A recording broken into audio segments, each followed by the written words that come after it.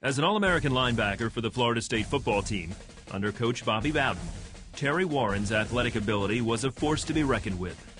No one would have guessed that as a young child, doctors predicted that Terry might not even live. Fourth and fifth grade, I got a kidney disease. The doctors were suggesting that it was terminal and that it could eventually kill me. So I wasn't able to go out and participate in physical activity. I couldn't go to PE, I couldn't be running, I couldn't do anything during this time. So it was very difficult for me. But Terry grew up in a Christian home. His parents and church prayed relentlessly for his healing. When Terry was 11 years old, those prayers were answered. Overnight, all of Terry's symptoms disappeared, and he was perfectly healthy. I learned to trust God, and I felt the power of God. I mean, I felt the true presence of God in my life as a very young man, and that's when I truly accepted Him in my heart. Terry held tight to his faith all the way through college. He wasted no time catching up with his peers and became a star athlete. After college, Terry was drafted by the Dallas Cowboys.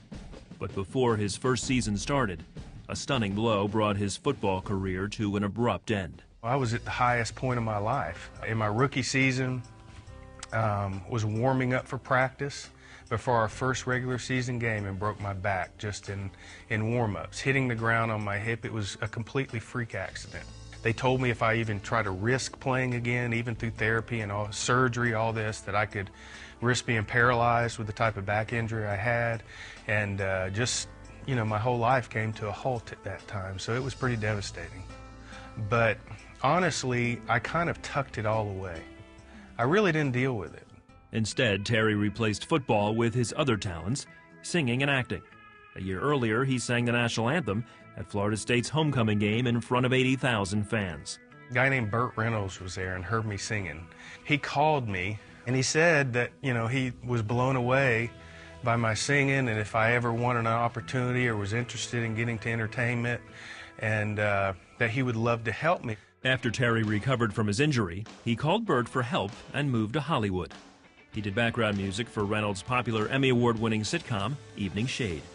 Reaching my goals and becoming successful did become like a god to me. And I had, you know, opportunities to work with Neil Patrick Harris way before he became Doogie Howser, MD. And Eric LaSalle was on ER for a long time. I was getting caught up in me. You know, it's all about me. And I wasn't really making a concerted effort in my life to make sure that people saw Jesus through me during that time of my life. In the mid-90s, Terry moved to Nashville to continue his music. He got married and started a family. But while Terry's career was thriving, his home life was turbulent. After 8 years, his marriage ended in a bitter divorce. It was devastating. You know, even worse than going through the injury with Dallas, because I wanted my family unit together. We'd had 2 children. When I got divorced, my daughter was only 6 months old. Terry was forced to deal with his dark emotions. I started dealing with a thing for the first time in my life called depression, and I didn't know how to handle it. And it really took me down into this pit and kept me there for several years. I was angry at God. There was a 6-year period when I was dealing with that depression. Every day I wanted to die. Every day, looking for different ways. I didn't have the courage to do it myself, but I tell people I was looking for a bullet. Then in 2007, one of Terry's best friends committed suicide. Terry was asked to sing at his funeral. His 2 little boys were sitting on the front row, and I saw the faces of my children there. I realized at that point I had to make a change in my life. I either had to go through with pulling the trigger, quite honestly, or I needed to change.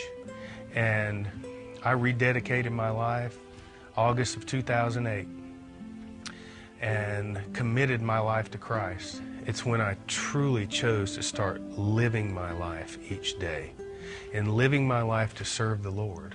After his rededication, Terry was delivered from his depression. In 2010, he founded his own ministry called Crossing the Goal Line and released an album entitled Amazing Love. I really told my story, the intimate details of it, and was able to be transparent for the first time in my life. And guess what happens? God truly finally used me. because through that transparency, I was able to touch people I'd never been able to before and communicate and relate to people I'd never been able to relate to before. So the main message for me is truly pursuing a relationship with Jesus Christ, being the #1 priority in your life. Not chasing dreams, not chasing success, not chasing things that the flesh or the world tells you is success. To pursue a relationship with Jesus Christ. Make that the #1 priority in your life, no matter what's going on, and He will start blessing you with the desires of your heart.